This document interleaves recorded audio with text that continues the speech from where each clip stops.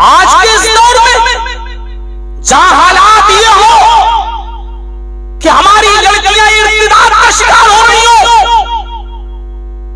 मजहब बदल रही हो, गैर मुस्लिम लड़कों के साथ भागकर मंदिरों में और चर्चों में शादियां कर रही हो, ऐसे माहौल के अंदर अपनी लड़कियों को पढ़ाना और लिखाना और अच्छा अदब सिखाना, मदरसे की लड़कियां भी आज महफूज ना रही हो, अंदाजा लगा सकते हैं आज के इस माहौल में। लेकिन ऐसी लड़कियां भी मौजूद हैं मेरे भाइयों, जिन्होंने डॉक्टरी की डिग्री ले ली, MBBS कर लिया, सरकारी नौकरी भी लग गई, नियुक्ति भी हो गई। और नियुक्ति के लिए देखिए अभी बिहार के अंदर पटना में चीफ मिनिस्टर ने उसको बुलाया, नियुक्ति लेटर दिया, लेकिन हिजाब भी खींच लिया। एक अंग्रेजी माहौल में पड़ी हुई लड़की, इंग्लिश माहौल में पड़ी हुई लड़की और हिजाब के साथ चीफ मिनिस्टर के सामने जा रही है। मेरे भाइयों को तसव्वुर कीजिए, इसमें उस लड़की से ज्यादा उस लड़की की मां का किरदार झलकता है, जिसने अपनी बेटी को ऐसी तरबियत दी हो। जब मदरसों में पढ़ने वाली लड़कियां भी जलसों में घूम रही हो, जलसों में लिपस्टिक खरीद रही हो, जलेबियां खरीद रही हो, जब दीन का इल्म हासिल करने वाली लड़कियों का यह हाल है, तो अंग्रेजी माहौल में डॉक्टरी का सर्टिफिकेट लेने वाली लड़की हिजाब के साथ अगर जा रही है, तो उसकी मां ने उसकी तरबियत किस तरीके से की होगी और किस तरीके से उसकी मां ने उसको पाला और पोसा होगा और बड़ा किया होगा। ये उस काबिले मुबारकबाद है उसकी मां। सलाम करता है ये जर्जीस उसकी मां को कि उसने इस माहौल में अपनी बेटी को ऐसी तरबियत दी है। उसने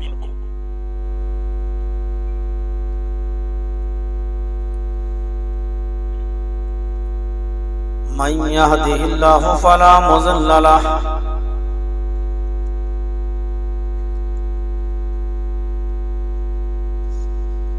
व मन युज़लिल्हु फला हादिय लहु।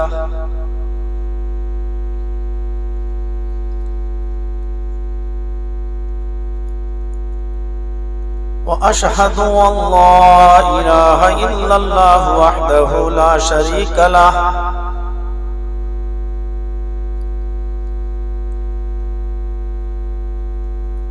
व अशहदु अन्ना मुहम्मदन अब्दुहु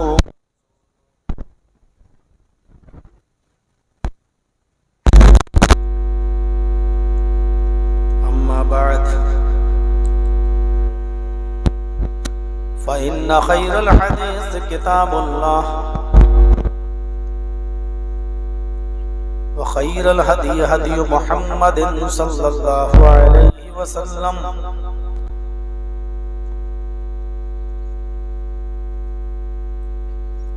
व शर्रुल उमूरि मुहदसातुहा व कुल्लु मुहदसतिन बिदअह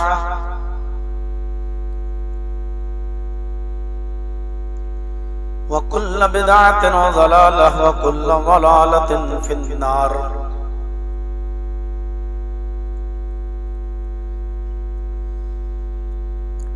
अऊज़ु बिल्लाहि मिनश शैतानिर रजीम।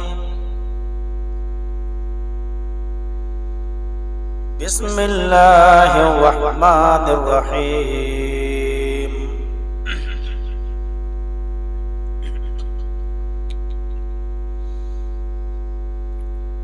कुल लिल मुमिनाति यग़ज़ुज़्न मिन अब्सारिहिन्न व यहफ़ज़्न फ़ुरूजहुन्न व ला युब्दीन ज़ीनतहुन्न इल्ला मा ज़हरा मिन्हा वलियज़रिब्न बिख़ुमुरिहिन्न अला जुयूबिहिन्न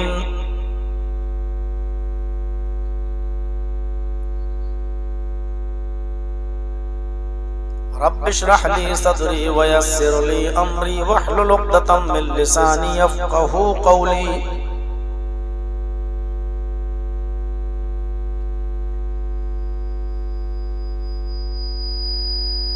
स्टेज पर तशरीफ फरमा बावक़ार उलमाए किराम,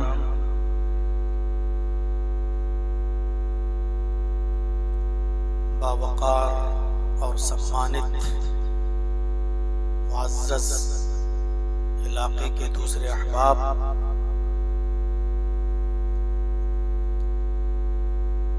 और मुअज़्ज़ज़ सामीईन,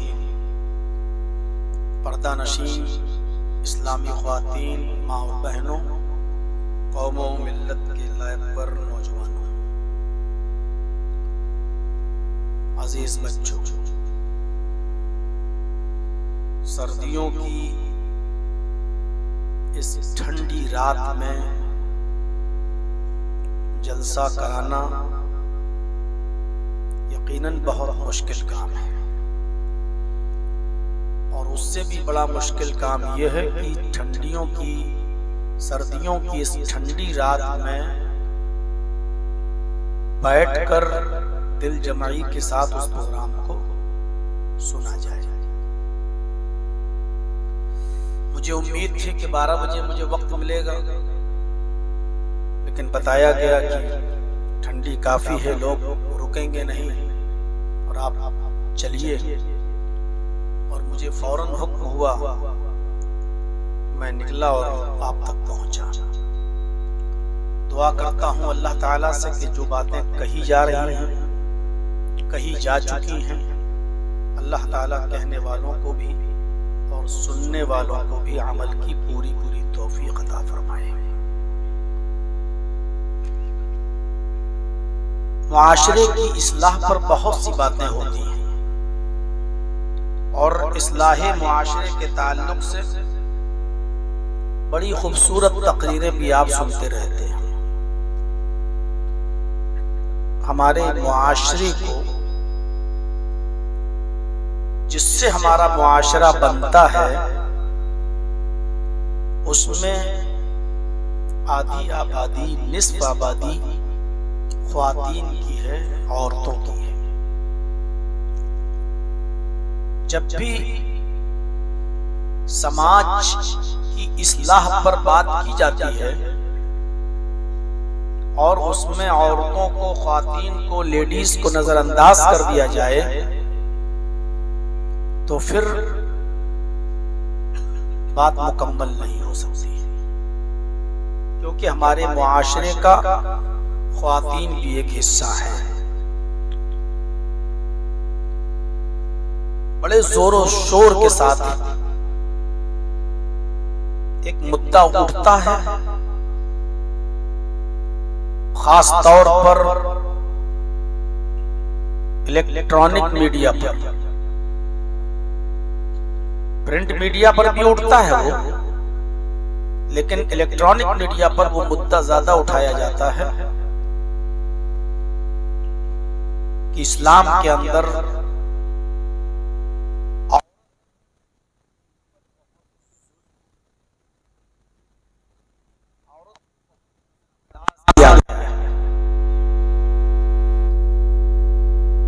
हालांकि ये एतराज वो लोग करते हैं कि आज से 100 साल पहले तक सबसे ज्यादा औरतों पर जुल्म उन्हीं की तरफ से होता था।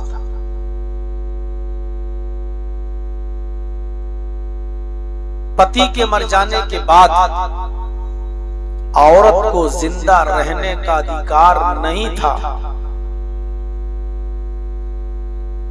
जब पति की चिता जलती थी तो पत्नी को भी, जिंदा पत्नी को भी अपने पति की चिता में जलना पड़ता था। वो अपने आप को छलांग लगाकर उसमें डाल देती थी और जलकर मर जाती थी। इस रस्म को सती की रस्म कहा जाता था, और ये आज से 100 साल पहले तक ये रस्म हमारे भारत में बहुत जोरों शोर के साथ मनाई जाती थी। इस्लाम ने औरत पर जुल्म किया, ये बातें वो लोग करते हैं जो आए दिन जिनके बारे में सुनते हो कि सिलेंडर फट जाने से पत्नी की मौत हो गई, घर में फला औरत गैस सिलेंडर फट जाने से मर गई। और आज तक आपने ये नहीं सुना होगा कि बेटी सिलेंडर फटने से मरी है, माँ सिलेंडर फटने से मरी है, बहन सिलेंडर फटने से मरी है, वो बहू या पत्नी बीवी ही सिलेंडर फटने से मरती है। ये आज सबसे ज्यादा खबरें आती रहती हैं इलेक्ट्रॉनिक मीडिया पर। इस्लाम ने औरत को क्या मकाम दिया है, क्या इज्जत दी है? जरूरत इस बात की है कि उलमा जो लिखना जानते हैं इस पर लिखें, जो बोलना जानते हैं वो इस पर बोलें, जो जिस फील्ड में है उनको अपनी फील्ड में रहकर लोगों को बताने की जरूरत है कि इस्लाम से ज्यादा इज्जत सम्मान एक औरत को दुनिया का कोई दूसरा मजहब दे ही नहीं सकता। आज भी ईसाइयत को उठाइए, यहूदियत को देखिए, इसी तरीके से हिंदू धर्म की स्टडी कीजिए, इस्लाम को भी पढ़िए, बौद्ध धर्म को भी पढ़िए और मुआज़ना कीजिए, टेली कीजिए, मिलाइए कि कौन सा मजहब है जो औरत को सबसे बड़ी इज्जत की बुलंदी पर सरफराज करता है।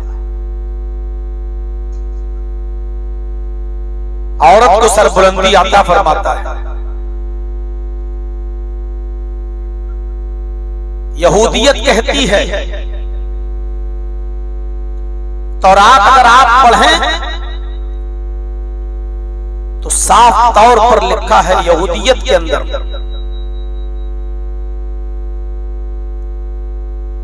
कि औरत दुनिया में आराम के लिए नहीं बनाई गई है, न आई है। आराम करने का हक नहीं है औरत को। बाइबल पढ़ें, ईसाइयत का मुताला करें, स्टडी करें तो ईसाइयत कहती है कि औरत तकलीफ उठाने के लिए पैदा हुई है। औरत को सिर्फ तकलीफ ही पहुंचाई जाए, यहां तक कि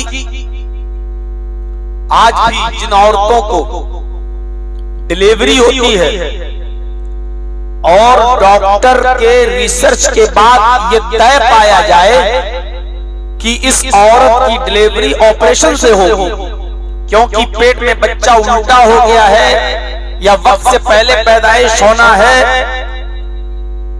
या बच्चे के मुंह में गंदगी चली गई है, अब ऑपरेशन के जरिए बच्चे को निकाला जाएगा,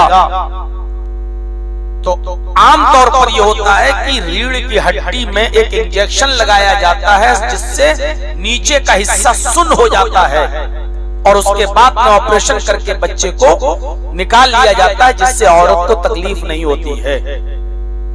जब ये इंजेक्शन बना सुन्न करने वाला तो सबसे ज्यादा शोर ईसाइयों ने मचाया और कहा कि नहीं, ऐसे ही पेट फाड़कर बच्चा निकाला जाए, सुन करने के बाद औरत को तकलीफ ही नहीं होती है, जबकि हमारा धर्म ये कहता है, हमारा मजहब ये कहता है कि औरत तकलीफ उठाने के लिए पैदा हुई है। यानी सुन का इंजेक्शन औरत को नहीं देना चाहिए। ये ईसाइयत के अंदर आज भी लिखा हुआ है कि औरत को आराम मत पहुंचने दो, वो तकलीफ उठाने के लिए पैदा हुई। सबसे ज्यादा शोर, सबसे ज्यादा हंगामा इन ईसाइयों ने किया था कि क्यों सुन का इंजेक्शन औरत को लगाया जाए। अगर लगा दिया गया तो औरत को तकलीफ नहीं होगी, दर्द का एहसास नहीं होगा, जबकि औरत दर्द उठाने के लिए पैदा हुई। हमारे भाई बुरा न माने, बिरादराने वतन हिंदू भाई हमारे, उनकी किताब तो 10 कदम आगे बढ़ गई। उसमें लिखा हुआ है कि औरत पाप की देवी है, औरत स्त्री पाप की देवी है। सबसे पहला गुनाह इसी औरत ने कराया था आदम अलैहिस्सलाम से। फर्क इतना था कि जब शैतान ने बहकाया जन्नत में आदम को और कहा कि इस दरख्त के करीब चले जाओ, इसका फल खा लो, अल्लाह ने तो इसलिए मना किया है कि जो इस दरख्त के फल को खा लेता है वो फिर कभी जन्नत से निकाला नहीं जाता, इसलिए मना किया है, तुम खा लो। तो आदम नहीं जाना चाह रहे थे, ये सही है, आदम नहीं जाना चाह रहे थे, लेकिन उनकी बीवी ने हव्वा ने कहा कि ये तो हमारा हमदर्द लग रहा है, खैर ख्वाह लग रहा है, चलिए इसकी बात मान लेते हैं और इस दरख्त का फल खा के देख लेते हैं। तो आदम अपनी बीवी के कहने पर चले गए, हव्वा के कहने पर चले गए और उसका फल खा लिया। हिंदू धर्म में ये लिखा है कि आदम को, आशु को शत्रुपा लेकर गई, हियुवती लेकर गई और आदम तो उस वृक्ष का फल, उस दरख्त का फल नहीं खाना चाहते थे। आदम से पहला गुनाह उनकी पत्नी ने, हव्वा ने, शत्रुपा ने करवाया और आदम को बहकाने वाली शत्रुपा है। लिहाजा दुनिया में जब भी कोई शख्स, कोई व्यक्ति, कोई भी आदमी जब भी कोई गुनाह करेगा, कोई भी पाप करेगा, तो उस पाप का पहला गुनाह, पहला अज़ाब और पहला पाप औरत को पड़ेगा। यानी दुनिया में जितने गुनाह के काम होंगे उसका बोझ औरत के ऊपर लादा जाएगा, क्योंकि औरत ही गुनाह की जन्मदाता है, पाप की जन्मदाता है। इस औरत ने ही सबसे पहले गुनाह को और पाप ताप को अंजाम दिया, करवाया। ये मनुस्मृति पढ़ी, आप अंदाजा लगाते जाएं और देखते जाएं। हिंदू धर्म ये कह रहा है कि औरत पाप की देवी है। दुनिया में जितने भी लोग गुनाह करेंगे वो औरत पड़ेगा, उसके गुनाह में इजाफा, उसके पाप में इजाफा होगा। ये हिंदू धर्म कहता है। औरत को पाप की देवी बताया गया। और बुद्धिज्म कहता है, गौतम बुद्ध के मानने वाले, बुद्धिज्म में लिखा हुआ है कि जो भी काम करो, तुम जो भी काम करो, अपने घर में जाकर अपनी बीवी से, अपनी पत्नी से, अपने घर की औरत से मशवरा जरूर कर लो। जो भी काम करने जाओ उससे पहले घर की औरत से मशवरा करो। औरत तुम्हें जो भी मशवरा दे उसका उल्टा करो, क्योंकि औरत उल्टी खोपड़ी लेकर पैदा हुई है। ये बुद्धिज्म है। औरत कहे ये काम करो तो मत करो, औरत कहे ये काम मत करो तो करो, क्योंकि औरत उल्टी खोपड़ी लेकर पैदा हुई है। कोई काम करना है या नहीं करना है, उस काम को करने से पहले घर की औरत से परामर्श कर लो, मशवरा ले लो। अगर वो मशवरे में हाँ कहे तो उसका उल्टा करो, ना कहे तो उसका उल्टा करो। वो जो भी मशवरा दे उसका उल्टा करो, क्योंकि औरत उल्टी खोपड़ी लेकर पैदा हुई। मैंने आपके सामने यहूदियत रखी, मैंने आपके सामने ईसाईयत रखी, मैंने आपके सामने बुद्धिज्म रखा, मैंने आपके सामने हिंदू धर्म रखा और दिखाया कि क्या है औरत का सम्मान, क्या है इन धर्मों में औरत की इज्जत। आइए जरा इस्लाम को देख लीजिए, इस्लाम को देखिए, इस्लाम क्या कहता है। आदम अलैहिस्सलाम को जब शैतान ने बहकाया और हव्वा ने भी जोर लगाया कि ठीक है ये हमारा हमदर्द है, चलो इस दरख्त के फल को खा लेते हैं। आदम और हव्वा ने जैसे ही इस दरख्त के फल को खाया, जन्नती लिबास उनके जिस्म से उतर गया। वो दोनों बरहना हो गए, वो दोनों नंगे हो गए। आदम और हव्वा ने जन्नत के दरख्तों के बड़े बड़े पत्तों से अपने जिस्म को छिपाया। ये फितरत है इंसान की। कपड़े उतार कर रहना, नंगा रहना, या शॉर्ट कपड़े पहनना, छोटे छोटे कपड़े पहन के घूमना, ये इंसान की फितरत नहीं है। अच्छा बताइए, आदम को किससे पर्दा था और हव्वा को किससे पर्दा था? उस जमाने में तो लोग भी नहीं थे जन्नत में, तो पर्दा किससे था? लेकिन जब जन्नती लिबास आदम और हव्वा के जिस्म से उतरा तो दरख्त के बड़े बड़े पत्तों को तोड़कर आदम अलैहिस्सलाम ने अपनी शर्मगाह छिपाई और हव्वा ने भी अपना जिस्म छिपाया। ये मर्द का और औरत का फितरी तकाजा है कि अपने जिस्म को छुपाए। ये फितरत कहती है। आज हमारी माएं, आज हमारी बहनें कौन से कपड़े पहन रही हैं, किन ड्रेसों में निकल रही हैं और किस तरीके का लिबास ज़ेबतन कर रही हैं, आप समाज पर नजर डाल सकते हैं, देख सकते हैं। आदम और हव्वा दोनों ने अपने जिस्म को जब छिपाया, इससे पता चलता है कि जिस्म को छिपाना ये फितरत है इंसान की। नंगा रहना और अपने जिस्म को दिखाया, ये तो जानवरों की फितरत है, इंसान की फितरत नहीं है। आदम हव्वा ने जन्नत के बड़े बड़े दरख्तों के पत्तों से अपने गुप्तांग को छिपाया, अपने सतर को छिपाया। उधर से आवाज आई, क्या आदम हव्वा तुम दोनों ने मेरी नाफरमानी की, अब इस जन्नत में तुम्हें नहीं रखा जाएगा, तुम्हें जन्नत से निष्कासित किया जाएगा, निकाला जाएगा। आदम और हव्वा दोनों को अल्लाह रब्बुल आलमीन ने जन्नत से निकाल दिया।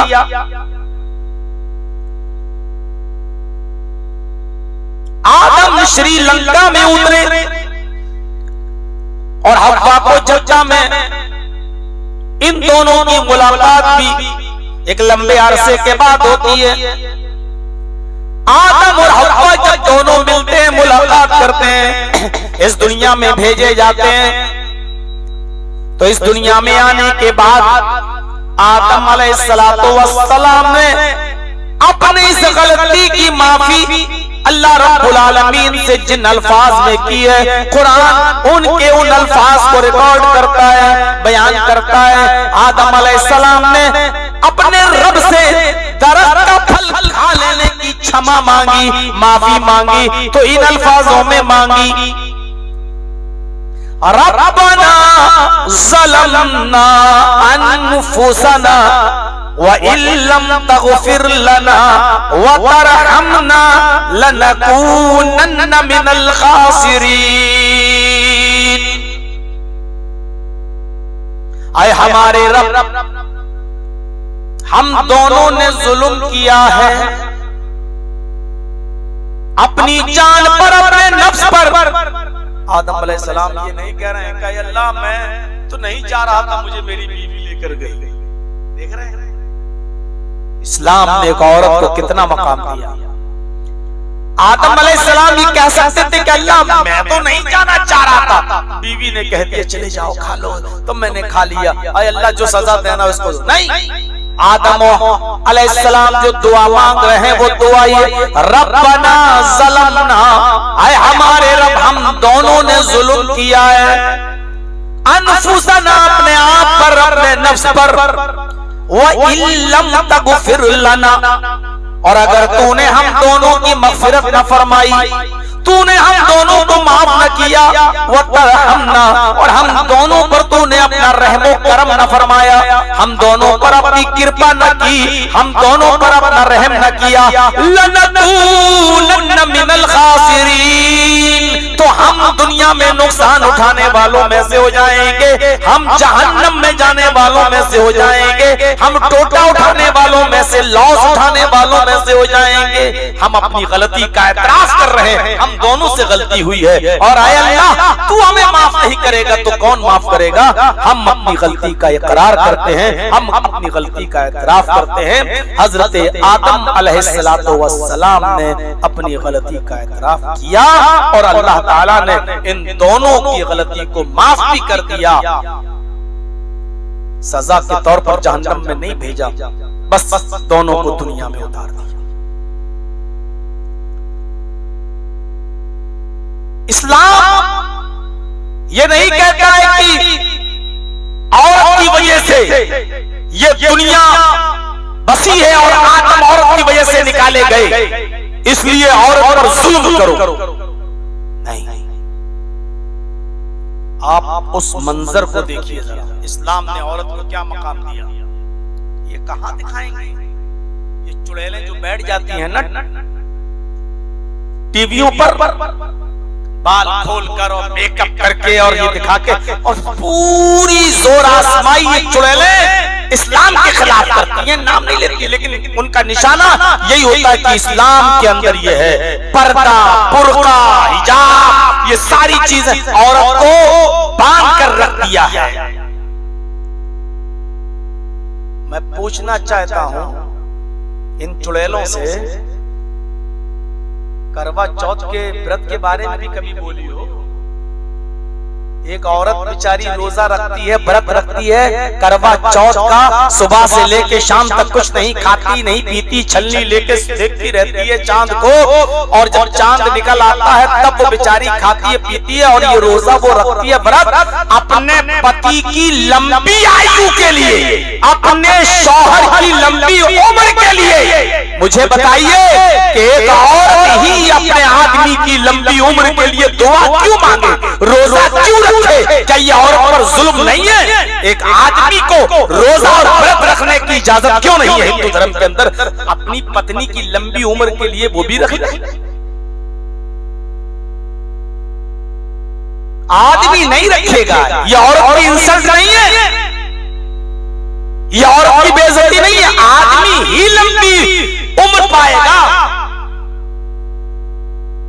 औरत तो हक नहीं है लंबी उम्र जीने का? क्या क्यों नहीं बोलती हो इसके ऊपर? क्योंकि ये हिंदू धर्म की बात है, इसलिए नहीं बोलेंगे। इस्लाम के अंदर अगर इनकी अकल के मुताबिक कुछ कमी निकल जाए, इनकी अकल के मुताबिक, वरना इस्लाम के उसूल और ज़ाब्तों में कोई कमी नहीं है, इनकी अकल के मुताबिक अगर कुछ निकल जाए तो उसको देखो कितना हुआ खड़ा करती है, उसके ऊपर कितना बोलती है।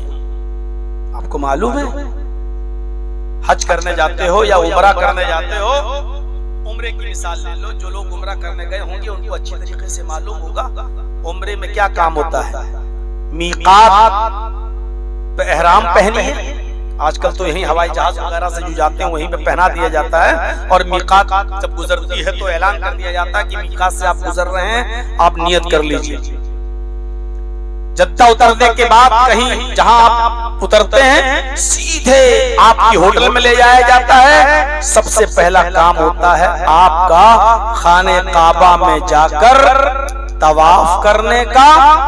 मकामे इब्राहिम पर अगर जगह मिल जाए तो बेहतर है, तवाफ के बाद 2 रकात नफिल नमाज पढ़ने का, और उसके बाद वहीं से आप जाइए सफा और मरवा के चक्कर लगाइए साथ, और सफा और मरवा के चक्कर लगाने के बाद अपने बाल कटा लीजिए, आपका उम्रा हो गया। टकला अपना सर छिला लीजिए, ना हो तो चारों तरफ से आप बाल छोटे भी करा सकते हैं, और पूरे सर के बाल छिलाना यह अफजल है, आपका उम्रा हो गया। तवाफ के बाद सफा और मरवा की सई होती है, चक्कर लगाए जाते हैं। वो चक्कर क्या है? वो क्या है? वो हकीकत में एक औरत की याद ताजा करता है। जब इब्राहिम अलैहिस्सलाम अपनी बीवी हाजरा को छोड़कर चले गए और बियाबान जंगल में अपनी बीवी को छोड़ गए, अपने छोटे से बच्चे दूध पीते बच्चे को छोड़कर चले गए, कहा रब्बना इन्नी अस्कनतु मिन ज़ुर्रियती बिवादिन गैरि ज़ी ज़रअइन इंद बैतिकल मुहर्रम। आय अल्लाह, मैंने अपनी ज़ुर्रियत को, अपने बीवी बच्चों को तेरे महबूब घर मोहतरम घर के पास छोड़ा है। मैंने अपने बीवी बच्चों को गैर आबाद बस्ती में छोड़ा है। चिड़ियों तक का पता नहीं था उस बस्ती में, उस जंगल में, क्योंकि परिंदे भी ऐसी जगहों पर घोंसले बनाते हैं जहां आसपास पानी बड़ी आसानी से मिल जाए। बहुत दूर अगर पानी होता है तो चिड़िया भी उस जंगल में जल्दी से घोंसले नहीं बनाती हैं। इतनी दूर पानी पीने के लिए कौन जाएगा? तो इस बस्ती में चिड़ियों के घोंसले भी नहीं थे। क्यों? क्योंकि दूर तक पानी का पता नहीं था। ऐसी बस्ती में छोड़ा था इब्राहिम अलैहिस्सलाम ने अपनी बीवी हाजरा को और छोड़ के चले गए। बीवी ने पूछा, मुझे किसके हवाले छोड़ के जा रहे हो? इला मन ततरुकुना, मुझे किसके हवाले छोड़ के जा रहे हो? हजरत इब्राहिम ने जवाब दिया, इल्लल्लाह, अल्लाह के हवाले छोड़ के जा रहा हूं, अल्लाह के सुपुर्द करके जा रहा हूं।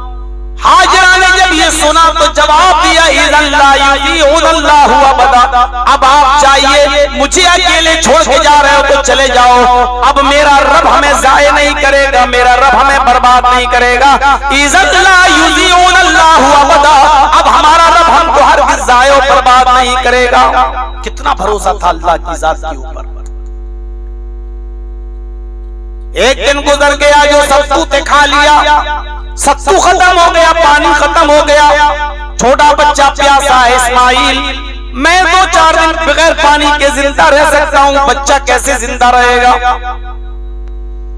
दूर तक पानी का पता नहीं,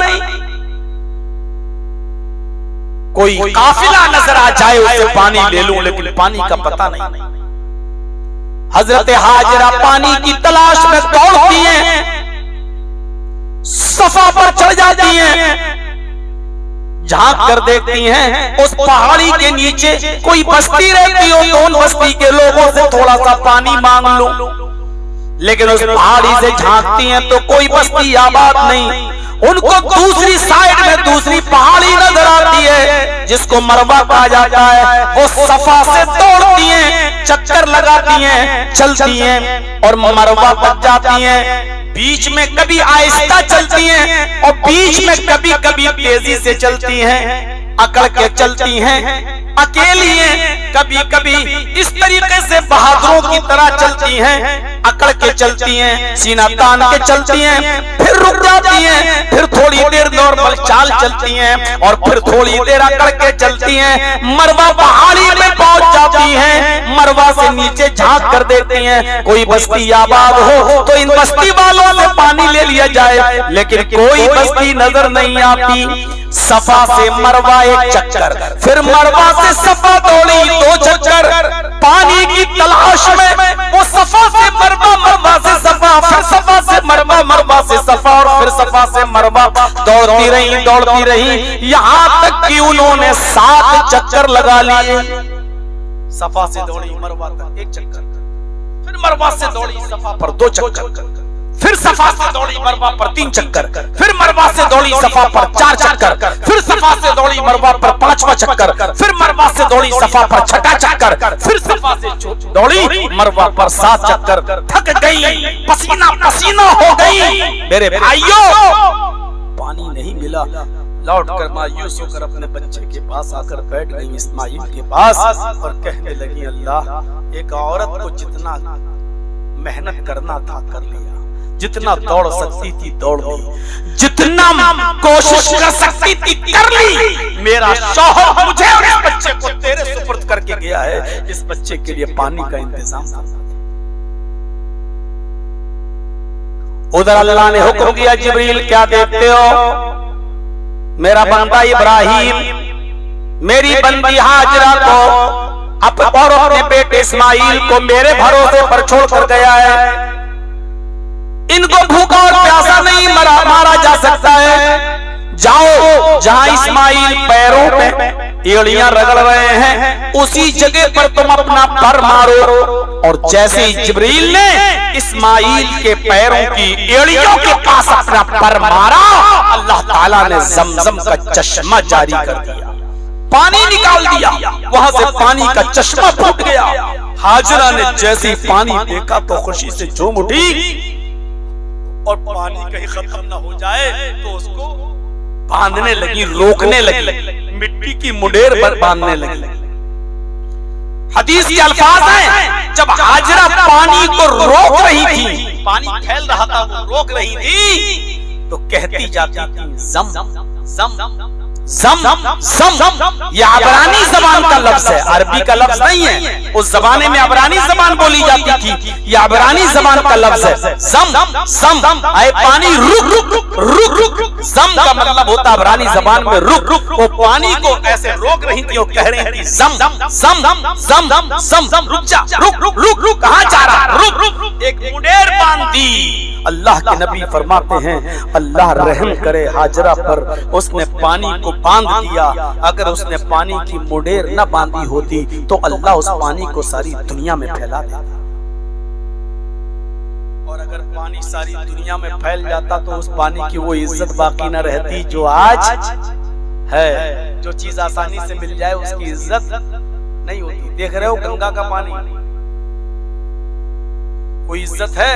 भले ही लोग उसको लाते हो, गंगा जल कहते हो, सब कुछ कहते हो, लेकिन उसी में पेशाब भी करते हैं लोग, उसी में लैट्रिन भी कर रहे हैं लोग, उसी में नहा भी रहे हैं लोग। कुंभ के मेले में देख लीजिए, नहा भी रहे हैं मर्द भी औरतें भी, और उसी में वीडियो भी बन रही है, सब कुछ हो रहा है। अब बताइए कि हिंदू धर्म में तो इसलिए गंगा में नहाया जाता है कि उनकी आस्था ये है, बिलीफ ये, अकीदा ये है कि पाप धुल जाते हैं। नहाने से पाप धुल जाते हैं। इसीलिए किसी फिल्मी दुनिया के गीतकार ने गाना बनाया था, याद है ना?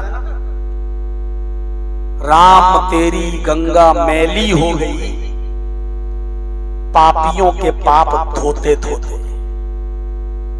यानी गंगा इतनी गंदी हो गई है, सारे पापी उसी में नहा रहे हैं और पाप छोड़ के बाहर निकल रहे हैं। तो पापियों के पाप की वजह से गंगा इतनी गंदी हो गई, मैली हो गई, पापियों के पाप धोते धोते।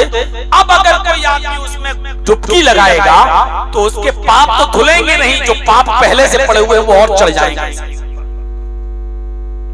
इसलिए आप देख लीजिए, जो गंगा नहा के आता है वो और पाप करता है, वो और गुनाहगार हो जाता है, वो और बड़ा याश हो जाता है, वो और बड़ा पापी हो जाता है।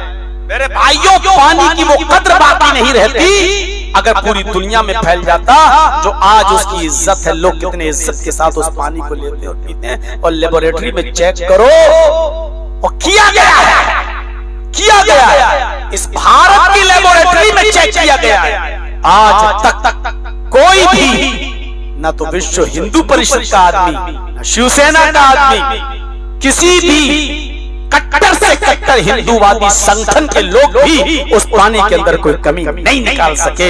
बल्कि यहाँ रिपोर्ट ये सामने आती है कि जमजम के पानी में इतनी शिफा है कि अगर कोई आदमी भूखा है और खाना नहीं मिल रहा है, अगर पेट भर के वो पानी पी ले तो कम से कम 2 घंटे की भूख उसकी पूरी हो जाती है। यानी 2 घंटे और वो अपना भूखा रह सकता, उसमें इतना आयरन है। इस पानी के अंदर कैल्शियम है, इस पानी के अंदर आयरन है, इस पानी के अंदर शिफा है। मैं आज भी अपने इटावे में ऐसे शख्स को जानता हूं जो आज से 20 साल पहले हज करने गया था, और 20 साल के बाद जो पानी लेके आया था एक कट्टी में लेकर, वो पानी आज भी उसके घर पे रखा हुआ है। जब जरूरत पड़ती है तो एक ढक्कन पानी निकाल के एक गिलास पानी में मिला के वो पीता है। 20 साल के बाद भी वो पानी आज भी न सड़ा है, न खराब हुआ है, न बदबू उसके अंदर आई है। ये जमजम के पानी की खुसूसियत है कि वो सालों साल रखो तो वो खराब नहीं होता है। ये जीता जाता मौजिज़ा आज भी जिंदा है और इंशाअल्लाह क़यामत की सुबह तक जिंदा रहेगा। हाजरा जहां नॉर्मल चाल चली थी सफा और मरवा पर, आज हाजी जब हज करने जाता है तो वहां नॉर्मल चाल चलता है और ग्रीन लाइट लगाई गई है। देखा होगा आप लोगों ने जो उम्रा करने गए, हज करने गए, ग्रीन लाइट लगाई गई है। इस ग्रीन लाइट से उस ग्रीन लाइट तक। यहाँ हाजरा तेज दौड़ी थी तो तुम्हें भी तेज दौड़ना है हाजरा की तरह। हाजरा की अदा को जिंदा करना है। वहां जाकर थोड़ा सा तेज दौड़ा जाता है, सीना तान कर दौड़ा जाता है, बिल्कुल हाजरा की तरह।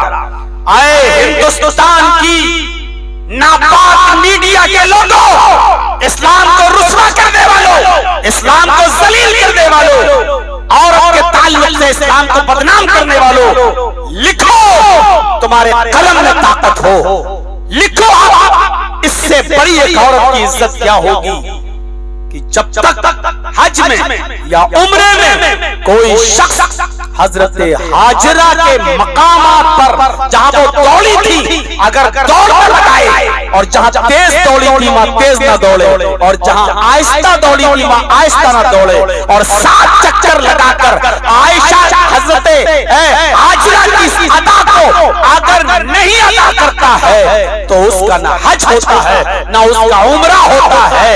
हज भी इबादत, उम्रा भी इबादत। एक औरत के पैरों के निशानात पर दौड़ने को अल्लाह ने अपनी इबादत बना दिया है। जहां हाजरा दौड़ी वहां तुम दौड़ो, जैसे हाजरा दौड़ी वैसे तुम दौड़ो, जितने चक्कर हाजरा ने लगाए उतने चक्कर तुम लगाओ। ये अल्लाह ने इसको अपनी इबादत का हिस्सा बना लिया।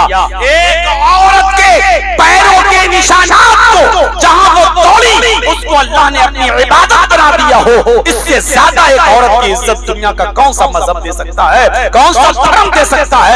मुझे बताओ, इससे ज्यादा इज्जत दुनिया के किस मजहब ने औरत को दी है कि हाजरा जहां दौड़ी हो अल्लाह ने कह दिया तुम्हें भी वहां दौड़ना पड़ेगा, अगर नहीं दौड़ोगे तो हज नहीं होगा। हाजरा जहां तेज दौड़ी वहां तुम्हें भी तेज दौड़ना पड़ेगा, अगर नहीं दौड़े तो तुम्हारा उम्रा नहीं होगा, तुम्हारा हज नहीं होगा। मेरे भाइयों, एक औरत के नक्शे पाक को अपनी इबादत का हिस्सा बना दिया, इससे बड़ी एक औरत की इज्जत और किस मसलब में मिल सकती है? ये औरत का मकाम है। औरत की 4 हैसियतें होती हैं, 4 हैसियतें। औरत माँ होती है, औरत बहन होती है, औरत बेटी होती है, औरत बीवी होती है। किसी की या तो माँ होगी, वही औरत किसी की बहन होगी, वही औरत किसी की बेटी होगी, और वही औरत किसी की बीवी होगी। एक औरत के अंदर ये 4 सिफतें पाई जाती हैं। ये अलग बात है, वो फूफी भी होती है, खाला भी होती है, चची भी होती है, दादी भी होती है, नानी भी होती है, ये अलग चीजें होती। नानी तब बनती है जब उसकी बेटी किसी बेटे को जन्म दे या बेटी को जन्म दे, तब वो अपनी बेटी के बेटे या बेटी की नानी होगी। दादी तब बनेगी जब उसका बेटा बाप बन जाएगा, वो अपने बेटे की औलाद की दादी बनेगी, दादा। लेकिन माँ अपने बच्चा पैदा हुआ माँ बन गई, किसी की बहन भी है, किसी की बेटी भी है वो, और शादी हो गई तो किसी की बीवी भी है। अब सोचिए, इन 4 हैसियतों को सामने रखिए और चारों को देखिए। अल्लाह रब्बुल आलमीन ने औरत को चारों हैसियत से कितना मुमताज किया है, कितना आला दर्जा दिया है। माँ है तो क्या मकाम दिया, माँ है तो एक औरत को क्या मकाम दिया जानते हो? अल्लाह के नबी जनाब मोहम्मद रसूलुल्लाह सल्लल्लाहु अलैहि वसल्लम से पूछा गया, अल्लाह के नबी मेरे बाप भी हैं माँ भी है, इन दोनों में सबसे ज्यादा मैं हुस्न सुलूक किसके साथ करूं? मैं इन दोनों में सबसे ज्यादा सेवा किसकी करूं? अल्लाह के नबी फरमाते हैं कि अपनी माँ की। उसने पूछा उसके बाद किसकी? आपने फरमाया अपनी माँ की। उसके बाद उसने पूछा अल्लाह के नबी उसके बाद किसकी? आपने फरमाया अपने माँ की। फिर पूछा अल्लाह के नबी उसके बाद किसकी? आपने फरमाया अपने बाप की। पूछने वाला बार बार पूछ रहा है, माँ और बाप में से मैं सबसे ज्यादा किसकी खिदमत करूं? कहा माँ की। फिर पूछा उसके बाद किसकी? कहा माँ की। फिर किसकी? कहा माँ की। फिर पूछा फिर किसकी? कहा अपने बाप की। यानी बाप से 3 गुना ज्यादा माँ की। क्यों? पेट में रखा है, 9 महीने किस तरीके से उसने तुम्हें रखा है, किस तरीके से पाला है, किस तरीके से तुम्हारी हिफाजत की है। वो किसी चोट से बचती थी कि मेरे पेट पे कोई मार न दे, अगर मार दिया तो तुम्हें तकलीफ होगी, मेरी औलाद को तकलीफ होगी। सोते वक्त भी वो ख्याल रखती थी कि मेरे पेट के इस बच्चे को तकलीफ ना हो। 9 महीने तक वो इस बोझ को उठाती थी। खाना बना रही है तो बोझ उठाकर, कपड़ा धुल रही है बोझ उठाकर, झाड़ू लगा रही है इस बोझ को अपने पेट में रख के फरमाया माँ, ये नहीं कहा कि बाप की खिदमत ना करो, लेकिन ये कहा कि माँ उसकी ज्यादा मुस्तहिक है। लोग बयान करते हैं और कहते भी हैं, लेकिन ये कोई सही हदीस नहीं है। अल जन्नतु तहता अक़दामिल उम्महात,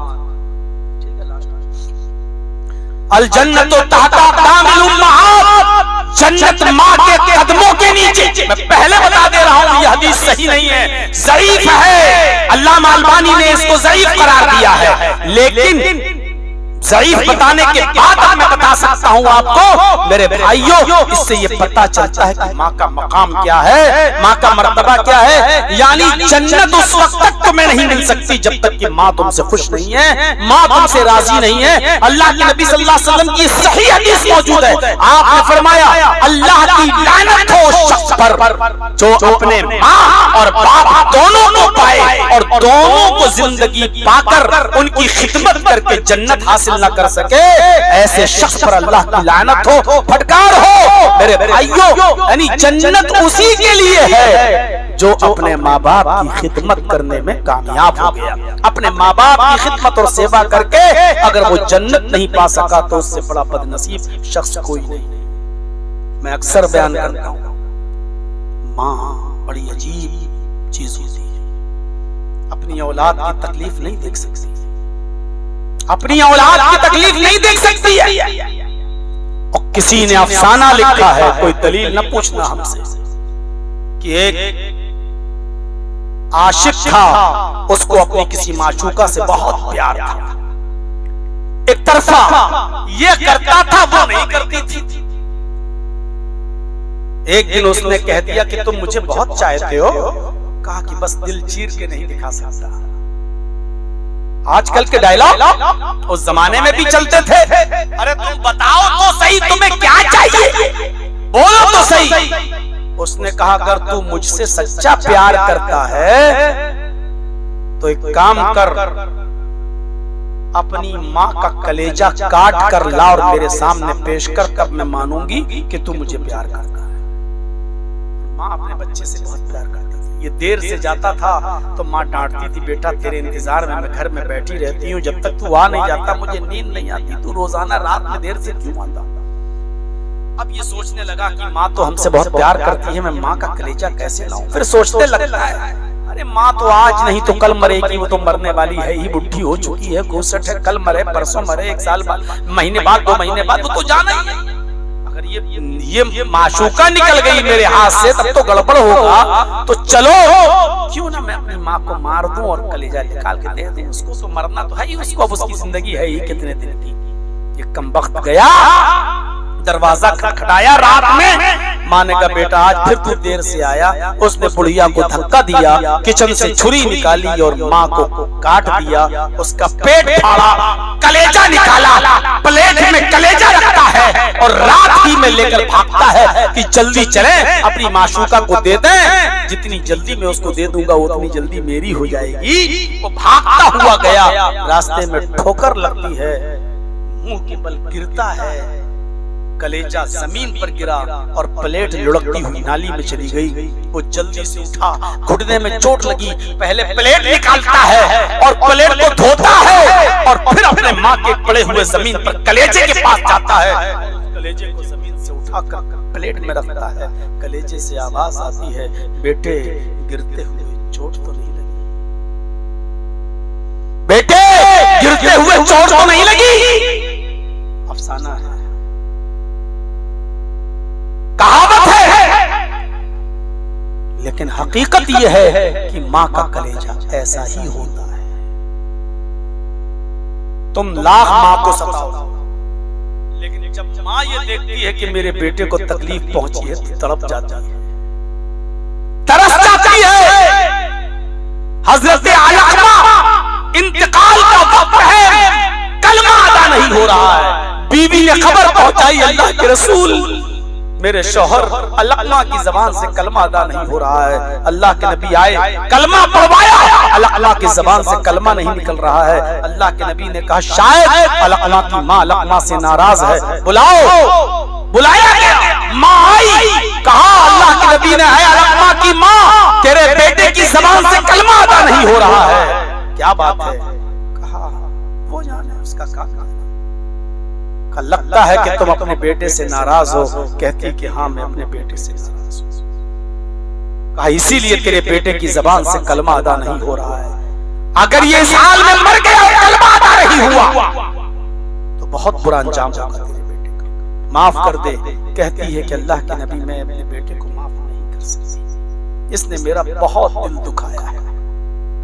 आपने कहा अगर तू माफ नहीं कर सकती तो मैं भी इसको मुसलमानों के कब्रिस्तान में मरने के बाद दफन नहीं कर सकता।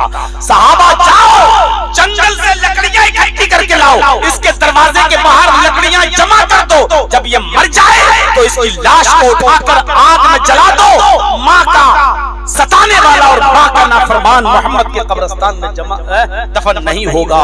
जब माँ ने ये सुना कि मेरा बेटा मरने के बाद भी 2 गज जमीन नहीं पाएगा, इसको जला दिया जाएगा, इसको 2 गज जमीन भी नहीं मिलेगी, तो चीख पड़ी अल्लाह के रसूल मैं माँ हूँ, ये बर्दाश्त नहीं कर सकती।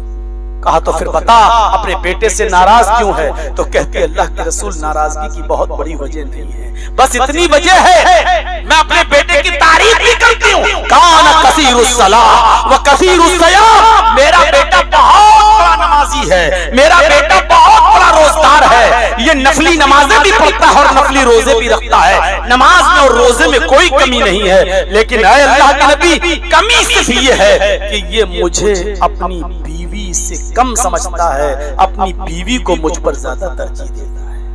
तरजीह का मतलब समझते हो?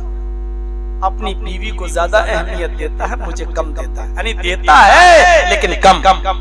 तरजीह का मतलब समझते हो?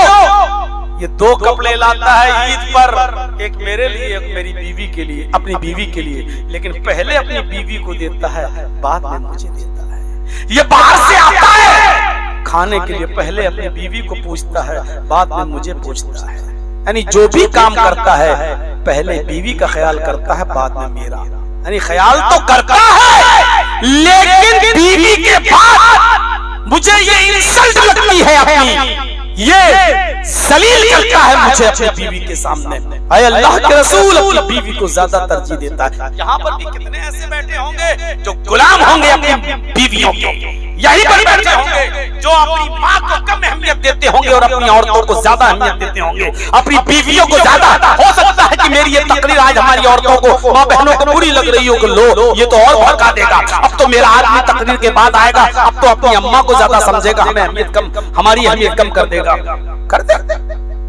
बीवी को बीवी का मकाम दो, लेकिन माँ का मकाम नहीं छीना जा सकता है। आप ईद के दिन 2 कपड़े लाते हो, पहले अपनी माँ से पूछो माँ तुम कौन सा पहनोगी, और बीवी को भी सोचना चाहिए माँ बेचारी अब कितने दिन रहेगी, चलो माँ की आखिरी दिनों में तो तमन्ना पूरी कर दी जाए, बस बीवी को बुरा नहीं मानना चाहिए। उसकी माँ है, अपनी माँ को वो तरजीह नहीं देगा तो कौन? माँ होने की ऐसे फुस्ते का अल्लाह के रसूल, लेकिन ये बर्दाश्त नहीं कर सकती कि मेरा बेटा आग में चल जाए। मैं इसको दिल से माफ कर रही हूँ, दिल से। जैसे उसने दिल से माफ किया, आपने कहा लकमा कलमा पढ़ो, लकमा ने कहा अशहदु अन ला इलाहा इल्लल्लाह व अशहदु अन्न मुहम्मदन अब्दुहु व रसूलुहु।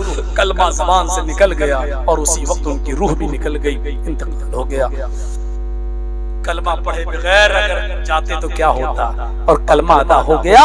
मन काना आखिरु कलामिही ला इलाहा इल्लल्लाह दखलल जन्नह, जिसकी ज़बान से आखिरी जुमला ला इलाहा इल्लल्लाह निकला और फिर वो मर गया तो वो जन्नती है। ये अल्लाह के रसूल की हदीस है, बुखारी की रिवायत है। ये है माँ का मकाम, ये है माँ का दर्जा। एक सहाबी अपनी बूढ़ी माँ को अपने पीठ पर लादकर तवाफ करा रहे हैं खाने काबा का, आंखों से अंधी है, पैरों से लंगड़ी है, बूढ़ी है, तवाफ करा रहे हैं और 7 चक्कर लगाने के बाद हजरत उमर फारूक पर नजर पड़ी तो हजरत उमर फारूक कहते हैं माशाअल्लाह अपनी माँ की इतनी खिदमत करते हो, अल्लाह तुम्हें जज़ाए खैर दे। कहा अल्लाह के ऐ अमीरुल मोमिनीन, ऐ उमर फारूक, मेरी माँ आंखों से अंधी है, मेरी माँ दांत उसके मुंह में नहीं है, मेरी माँ हाथों से कोड़ी है, मैं अपने हाथ से रोटी बनाता हूँ और अपने हाथ से अपनी माँ को खिलाता हूँ, जब चबा नहीं पाती मुंह से चबाता हूँ, फिर वो लुक़मा अपने माँ के मुंह में डालता हूँ। अमीरुल मोमिनीन, मेरी माँ पेशाब और पायखाना करती है, बिस्तर पर धो नहीं पाती है क्योंकि हाथों से कोड़ी है, मैं उसके कपड़े भी साफ करता हूँ और मैं उसकी लैट्रिन और गंदगी भी साफ करता हूँ। अमीरुल मोमिनीन, उसने कहा कि मैं उम्रा करना चाहती हूँ। मैंने कहा माँ तुम देख नहीं पाती हो। कहा बेटे तेरी पीठ पर सवार होकर तो मैं मैं तवाफ कर लूंगी। मैं अपनी माँ की ख्वाहिश पूरा करते हुए लाया, अपनी पीठ पर लाद कर मैंने उसको तवाफ कराया, सफा मरवा की सही कराई। क्या मैंने अब भी अपनी माँ का हक अदा नहीं किया? अब तो माँ का हक अदा हो गया, क्या अभी भी मैंने अपनी माँ का हक अदा नहीं किया? हजरत उमर हंसने लगे और कहने लगे हक अदा करने की बात पूछते हो? तेरी माँ जब तुझे जन्म रही थी, तेरी माँ जब तुझे पैदा कर रही थी, अपने पेट से तुझे जब बाहर ला रही थी, उस वक्त उसको जो दर्द हो रहा था, जो तकलीफ हो रही थी, और दर्द में तकलीफ में उसने जो पहली आवाज निकाली, उस तकलीफ का कि पहली आवाज जो तेरी माँ के मुंह से निकली, अभी तो तूने अपने माँ की उस पहली आह का भी हक अदा नहीं किया, उसकी पूरी जिंदगी का क्या हक अदा करेगा? ये है माँ का मकाम। तो अगर माँ है कोई औरत तो ये दर्जा दिया है मोहम्मद रसूलुल्लाह सल्लल्लाहु अलैहि वसल्लम ने। माँ की हैसियत देखिए। अब अगर बहन है, बहन तो दर्जा दिया। बहन और बेटी दोनों को मिलाकर एक हदीस है, अल्लाह के नबी सल्लल्लाहु अलैहि वसल्लम ने फरमाया कि जिसकी 3 बेटियां होगी या 3 बहनें हो। कभी कभी ऐसा होता है कि बाप का इंतकाल हो गया है और बाप अपने पीछे लड़के और लड़की दोनों छोड़ गया, तो अब उस लड़की के लिए वो भाई, उसका बड़ा भाई भी है और वही बाप का भी रोल अदा करेगा, क्योंकि उसके सगे बाप का तो इंतकाल हो गया, अब वो बड़ा भाई उसके लिए भाई भी है और बाप भी है। तो अल्लाह के नबी ने फरमाया कि जिसकी 3 बेटियां होंगी, गौर से सुनिए, जिसकी 3 बेटियां होंगी या 3 बहनें होंगी और उसने उनको पढ़ाया होगा, लिखाया होगा, अच्छा अदब सिखलाया होगा, अच्छी तरबियत की होगी, फिर दीनदार घराने में उनका निकाह करा दिया होगा, दीनदार घराने में उन बच्चियों की शादी करा दी होगी, बहनों की या बेटियों की, वो क़यामत के दिन जन्नत में मेरे साथ ऐसे रहेगा। अल्लाह के नबी फरमाते हैं वो जन्नत में क़यामत के दिन मेरे साथ ऐसे रहेगा जैसे ये दोनों उंगलियां आपस में मिली हुई हैं, यानी वो मेरा पड़ोसी बनकर रहेगा। ये है बहन और बेटी की तरबियत करने पर एक बाप का और एक भाई का मकाम और मर्तबा। तसव्वुर करो, जन्नत 7 जन्नतें हैं, 7 जन्नतें, उन जन्नतों में सबसे आला जन्नत कौन सी है? जन्नतुल फिरदौस। मोहम्मदुर रसूलुल्लाह कहाँ जाएंगे? जन्नतुल फिरदौस। और जन्नतुल फिरदौस में सबसे आला मकाम किसको मिलेगा? मोहम्मदुर रसूलुल्लाह सल्लल्लाहु अलैहि वसल्लम को। और नबी का पड़ोसी बनकर, नबी के घर से चिपका हुआ घर इसका होगा। किसका? जिसमें 3 बेटियां होंगी या 3 बहनें होंगी और उसने उनको पढ़ाया होगा, लिखाया होगा, अच्छा अदब सिखलाया होगा और अच्छी तरबियत की होगी, और फिर उनका निकाह भी दीनदार घराने में कराया होगा। हमने अपनी बेटी को आलिमा तो बना लिया, मदरसे में पढ़ा के मौलवन तो बना लिया, आलिमा बन गई, लेकिन बेटी के रिश्ते के लिए लड़का देख रहे हैं छिछोरा, गलीचा,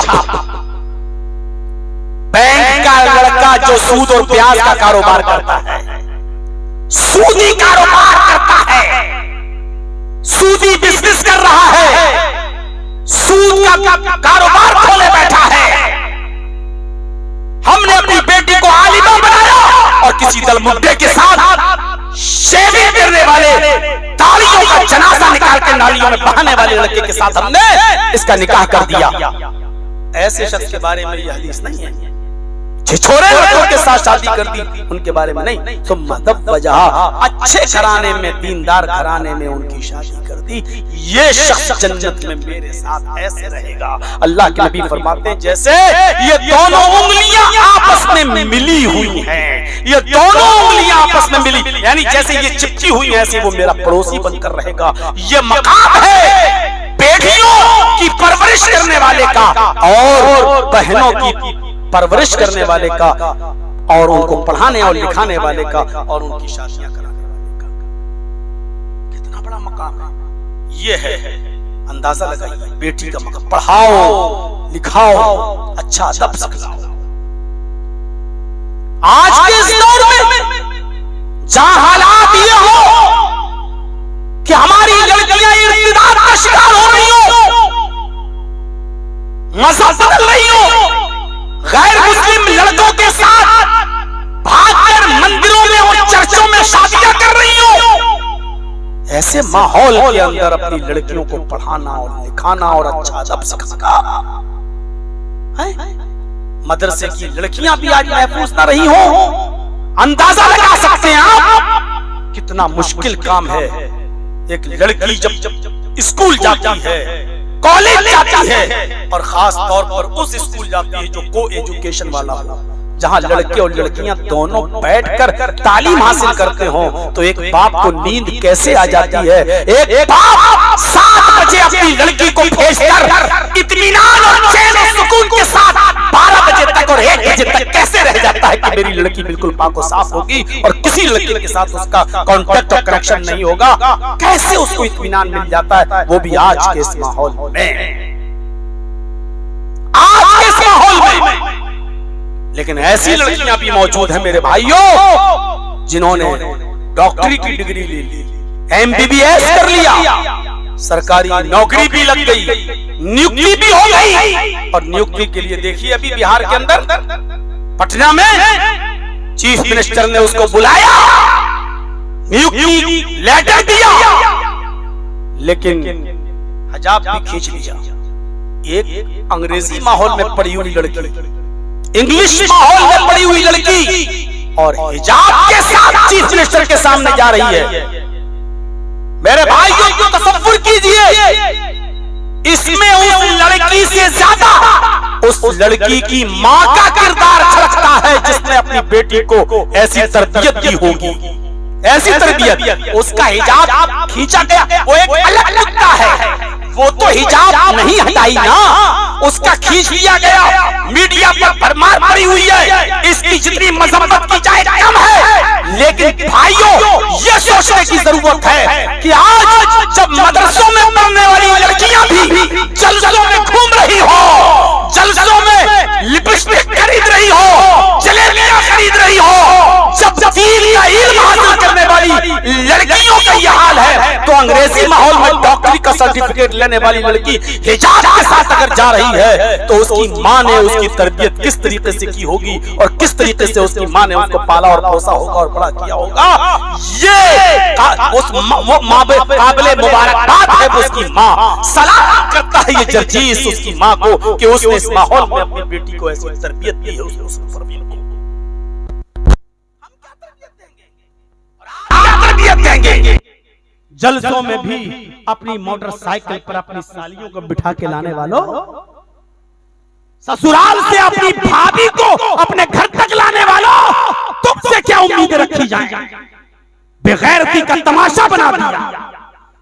तुम बात करते हो उसकी सगी भाभी हो और भाई की इजाजत के बावजूद अपने देवर के साथ वो नहीं आ सकती। जर्जीस साहब अगर अपने छोटे भाई से कहते हैं जाओ भाभी को घर से ले आओ, मोटरसाइकिल ले जाओ, बिठाल कर लाओ, मेरी इजाजत के बावजूद भी मेरी बीवी का मेरे छोटे भाई के साथ अकेले मोटरसाइकिल पर बैठकर आना या उसके साथ कहीं जाना हराम है इस्लाम की दृष्टि से। इसको दुनिया का कोई मौलवी हलाल नहीं कर सकता। और इसी तरीके से मेरी बीवी बैठी है, हम दोनों खाना खा रहे हैं और साली आ जाए, बीवी की बहन और वो भी बुला ले, इधर आओ तुम भी खा लो मेरे साथ खाना। अपनी बीवी के पास बैठकर भी साली के साथ खाना नहीं खाया जा सकता है, जायज नहीं है। अगरचे बीवी कह रही है, लेकिन इसके बावजूद नहीं, बीवी के हिसाब से इस्लाम थोड़ी चलेगा। इस्लाम फातिमा के बाप जनाबे मोहम्मद रसूलुल्लाह के हिसाब से चलेगा। बीवी इजाजत दे रही खा लो, नहीं चलेगा। जर्जीस साहब का हक है, अगर साली आ गई है तो उठ के चला जाए, या साली का हक है कि जर्जीस को देख रही है और तो खुद ही चली जाए और हमसे पर्दा करे। क्यों? क्योंकि बीवी के इंतकाल के बाद साली के साथ निकाह जायज हो जाता है। मेरे भाइयों, दो सगी बहनों को एक साथ नहीं रख सकते हैं, लेकिन एक के मरने के बाद दूसरी को तो रख सकते हैं। तो जब उसके साथ निकाह जायज है तो उसके लिए पर्दा भी है। लिहाजा जब खाना नहीं खा सकते हो तो बेगैरतों, बेशर्मों, बेहयाओं, अपनी साली को मोटरसाइकिल पे बिठा के मेले ले जाना, नुमाइश ले जाना, इसी तरीके से स्कूल छोड़ने ले जाना, स्कूल से ले आना, जलसों में लाना और ले जाना और छोड़ देना, ये तुम्हें क्या तुम्हारे बाप की शरीयत नहीं जा सकती है? इस बात की हराम है, हराम है, हराम है। तुम्हारा ऐसा करने से हलाल नहीं हो जाएगी। हमारी तरबियतें क्या हैं? हम क्या उम्मीदें रखें तुमसे? माहौल तो हमने बिगाड़ा है, हमने। अब ये तकरीर में थोड़ा सा यूपी में कर दूं तो देख लो कैसी कुतियां चिल्लाने लगेंगी। मैं कुतिया किसको कह रहा हूं आप समझ रहे हैं अच्छी तरीके से। ऐसे भौंकेंगी जैसे हमने जानवरों वाला इंजेक्शन उनके पीछे लगा दिया, ऐसे चीखेंगी वो। मौलवी देखो औरतों के खिलाफ कितना बोल रहा है। हम औरतों के खिलाफ कहां बोल रहे हैं? हम तो ये बता रहे हैं कि जो इज्जत इस्लाम ने औरत को दी है उसका तुम 10वां हिस्सा भी दिखला दो अपने यहाँ। कहां है? औरत बेटी और बहन होने की हैसियत से ये दर्जा रखती है, माँ होने की हैसियत से वो दर्जा रखती है जो बता चुका, और बीवी होने की हैसियत से, बीवी होने की हैसियत से सोच नहीं। फरमाया जो तुम खाओ वो अपनी बीवी को खिलाओ, जो तुम पहनो वो अपनी बीवी को पहनाओ। तुम पहन रहे हो 500 रुपए मीटर वाला कपड़ा, तो बीवी के लिए 100 रुपए मीटर वाला कपड़ा नहीं ला सकते हो। अगर तुम 100 रुपए मीटर वाला पहन रहे हो तो तुम अपनी बीवी को भी 100 रुपए मीटर वाला पहनाओ।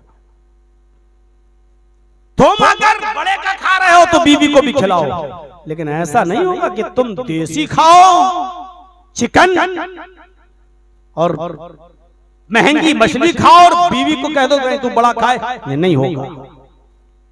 जो तुम खाओ वो अपनी बीवी को खिलाओ, जो तुम पहनो वो अपनी बीवी को पहनाओ। और सुनो क्या कहा, क्या कहा? खबरदार, कभी मारने की जरूरत पड़ जाए तो उसके चेहरे पर कभी थप्पड़ मत मारना। मारने की जरूरत कभी नहीं पड़ सकती, सिर्फ एक सबब है मारने का, बस, वो भी हल्की मार। और वो क्या है? अल्लाह युतीना फुरूशकुम अहदन तकरहूनहु। अल्लाह के नबी ने फरमाया वो ऐसे आदमी को तुम्हारे बिस्तर पर आने की इजाजत दें जिसको तुम नापसंद करते हो। यानी तुम्हारे बिस्तर पर जब वो किसी गैर मर्द को बुलाए और उसके साथ उसका गलत ताल्लुक हो तो फिर तुम पहले उसको समझाओ। पहली चीज, नहीं समझ में आता है तो उसके घर के 4 आदमी बुलाओ, अपने घर के 4 आदमी बुलाओ, उनमें ये बात रखो और समझाओ। ये सब लोग मिलकर समझा, इसके बाद भी ना माने, फिर तीसरी चीज है कि उसका बिस्तर अलग कर दो, यानी उसके साथ सोना छोड़ दो। आप अपना कमरा, वो अपने कमरे में, लेकिन अभी भी घर से मत निकालो। लेकिन इसके बावजूद भी वो न माने, तब चौथी चीज बताई है, तब तुम उसको हल्की मार मार सकते हो। फज़रिबूहुन्ना ज़रबन गैरा मुबर्रिह, तब तुम उसको इतना मार सकते हो जो निशान नजर ना आए, यानी हल्की फुल्की मार मार सकते हो। और आपकी हल्की फुल्की मारने से भी वो न सुधरे, रास्ते पे ना आए, तब तुम उसको एक तलाक दे दो। जब वो पाक हो जाए, हालत तोहर में हो, महीने से पीरियड से पाक हो, तब आप उसको कहो कि मैंने तुझे तलाक दी। अभी भी वो आपके घर में रहेगी, अभी भी आप उसको खिलाएंगे पिलाएंगे और उसको 1 महीने के लिए छोड़ दीजिए। अब वो डर जाए कि मेरा शौहर मुझे 1 तलाक दे चुका है। अगर नहीं माना और हमने अपने शौहर की बात तस्लीम नहीं की तो ये दूसरे महीने में मुझे दूसरी तलाक दे देगा। अगर वो समझदार होगी तो मान जाएगी, आप रुजू कर लीजिए। आपकी सिर्फ 1 ही तलाक खत्म होगी, 2 तलाकें अभी आपकी बाकी हैं। अब आपकी बीवी अगर नहीं मानेगी और फिर भी दूसरे आदमी को बुला रही है तो दूसरे महीने में जब वो पीरियड से फिर पाको साफ हो जाए, महीने से साफ हो जाए, तो आप दूसरे महीने में फिर उसको दूसरी तलाक दो कि देख तू नहीं मानी, मैं तुझे दूसरी तलाक भी दे रहा हूं। अब ये 2 तलाकें पड़ गई हैं उसके ऊपर, अभी भी वो आपकी बीवी है, अभी वो आपका घर छोड़ के नहीं जाएगी और आपके ऊपर उसका खाने पीने की जिम्मेदारी है। आप उसको खिलाएंगे पिलाएंगे लेकिन बिस्तर अलग। अगर अब भी मान गई तो ठीक है, उसको रुजू कर लो, उसको रुजू कर लो। लेकिन आपकी 2 तलाकें हो गई हैं, अब पूरी जिंदगी में सिर्फ 1 तलाक बाकी रह गई है आपकी। अगर आपने कभी भी उसको 1 तलाक और दे दी तो जिंदगी भर के लिए फिर आपके लिए हराम हो जाएगी। लेकिन वो अभी आपकी बीवी है और दूसरी तलाक के बाद भी वो नहीं मानती है। नहीं, इश्क का भूत बहुत ज्यादा सवार है, वो किसी गैर मर्द को ही सब कुछ समझती है। तो 2 तलाकों के बाद भी वो नहीं सुधरेगी, उसको अपना घर नहीं बनाना है। सोचने और समझने का आपने बहुत मौका दे दिया है, अब भी अगर नहीं मानती है तो तीसरे महीने में पाको साफ जब वो हो जाए तब आप उसको तीसरी तलाक दीजिए। और जहां आप उसको तीसरी तलाक देंगे फिर वो ना आपके घर में रहेगी, न वो आपका कुछ खा सकती है पी सकती है, क्योंकि तीसरी तलाक जैसी आपके मुंह से निकली वो आप पर हराम, आप उस पर हराम। अब आपके ऊपर उसका नफका नहीं है, न खाना है, न पानी है, न कपड़ा है, न लत्ता है। वो अब तीसरी तलाक के बाद आजाद हो चुकी है, जाए जहां जाना हो और अपनी 3 महीने की इद्दत गुजार कर वो कहीं और शादी करना चाहे तो कर ले। लेकिन अब ये इसके लिए पूरी जिंदगी के लिए हराम हो चुकी है। अब वो तरीका नहीं है, 1 रात के लिए तुम चली जाओ दूसरे के पास और फिर वो तलाक दे देगा सुबह, फिर मैं शादी कर लूंगा। मेरे भाइयों, ऐसे नाजायज और हराम रिश्ते को इस्लाम कबूल नहीं करता है। जानबूझकर आप कहोगे मेरी बीवी से 1 रात के लिए शादी कर लो, कल सुबह तलाक दे देना, इसको तो किराए का साण बताया है अल्लाह के नबी ने। फरमाया क्या मैं तुम्हें किराए का साण बताऊं क्या है? कहा क्या? ये वो लोग हैं जो हलाला करते हैं और हलाला करवाते हैं। मेरे भाइयों, हाँ, अगर ये औरत 3 महीने की इद्दत गुजार के कहीं शादी कर ली और उस शौहर के साथ रह रही है, कई साल उसके साथ रही, फिर उन दोनों मियां बीवी में कुछ इख्तिलाफ हुआ और उसने इसी तरीके से फिर अपनी बीवी को तलाक दे दिया, तो अब पहला मर्द अगर इससे शादी करना चाहे तो कर सकता है, इसको इजाजत है पहले आदमी को, लेकिन तय करके नहीं कि 1 रात के लिए तुम ले जाओ और कल हमें हमारी बीवी तलाक दे देना। एक अंधे ने शादी कर ली, बड़ी खूबसूरत मिल गई उसको, उसने कहा ये अंधा है और ये जो है कर ले बेटा हलाला, कल सुबह तलाक दे देना। तो उसने कहा ठीक है दे दे कल। और तलाक जब सुबह लोग गए उसके पास के तलाक दो, उसकी बीवी ने राती में कह दिया था कि सुन, मैं कोई चूड़ी थोड़ी हूँ कभी हमारे हाथ से उतरे दूसरे को पहना दो, दूसरे से उतारो तीसरे को पहना दो, मैं कोई कपड़ा थोड़ी हूँ कि जब चाहो तब पहन लो, जब चाहो तब बदल दो। देखो तुम नाबीना हो, मैं जिंदगी भर तुम्हारी खिदमत करूंगी। वो हाफिज था, कहा जिंदगी भर मैं तेरी सेवा करूंगी, तुझे खिलाऊंगी पिलाऊंगी, लेकिन तुझे कसम देती हूँ तू तलाक मत देना मुझे। उसने सोचा चलो हमारी वैसी शादी नहीं हो रही थी और इस औरत की तो बड़ी तारीफ सुनी है, बड़ी खूबसूरत है, अब मैं देख नहीं पा रहा हूं तो क्या हुआ, जब ये औरत ही जाने के लिए तैयार नहीं, सुबह आ गए मुल्ला मौलवी और आ गए मोहल्ले वाले कि हाँ हाफिज जी, हाँ अब तो निकलो, कमरा खाली करो भाई, पूरी रात तो रहे हो बीवी के साथ, चलो। अब हाफिज साहब बाहर आए, कहा कि अच्छा क्या तलाक दो? क्यों तलाक दो? अरे बात हुई थी। बात क्या? शादी की बात हुई थी, शादी कर ले। अरे तुमने कहा था सुबह तलाक दूंगा, कि तलाक देने के लिए कौन शादी करता है, चले जाओ यहाँ से, ना भी केस मुकदमा कर दूंगा तुम्हारे ऊपर, कमीने हमारी बीवी से छुड़वाने के लिए आए हैं। ऐसा सुनाया उस हाफिज ने। उस औरत ने भी कहा भागते हो कि नहीं भागते हो, मैं कोई कपड़ा हूं, जब चाहो पहन लो, जब चाहो उतार दो। और कभी कभी ऐसा भी होता है मेरे भाइयों कि औरत की गलती भी नहीं होती है, फिर भी कहते हैं तलाक हो, फिर भी कहते हैं तलाक हो। अब जैसे किसी ने, हमारे इलाके की बात है, एक मौलवी साहब आए और फतवा दे गए कि जिसने मौलाना जर्जीस की तकरीर सुनी उसका निकाह टूट गया। अब वो बेचारा एक आदमी आया था, वो तकरीर सुना था मेरी, अब वो अपने घर मौलाना से कहने लगा, मौलाना क्या करूं, मैं तो सुनने गया था मौलाना जर्जीस की तकरीर। मौलाना बोले भाग, तेरा निकाह टूट गया। तो कहता टूट तो गया है लेकिन अब जुड़ेगा कैसे? कहा अपनी बीवी का हलाला करा। का हलाला कैसे होगा?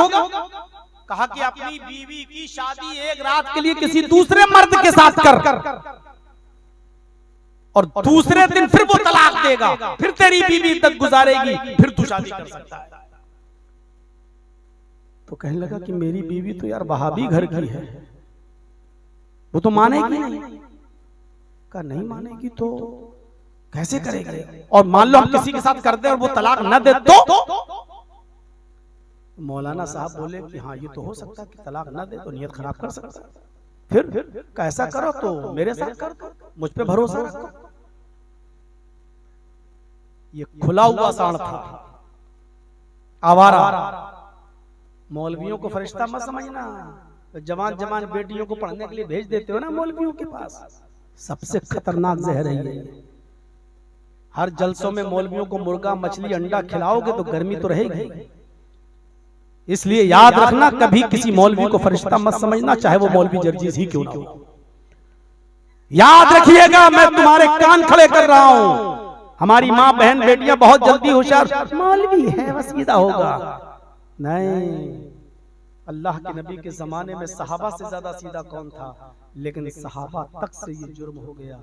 वो इतने थे, जज्बात में बहक तो गए, लेकिन इतने अल्लाह से डरने वाले थे कि इसी दुनिया में उन्होंने कहा अल्लाह के रसूल मुझे पाक कर दीजिए, और उन्होंने पत्थरों से मार खा खा कर अपने आप को इसी दुनिया में खत्म करा लिया, ताकि इस दुनिया में सजा भुगत लें और जहन्नम से जाने से बच जाएं। उनका दिल साफ था।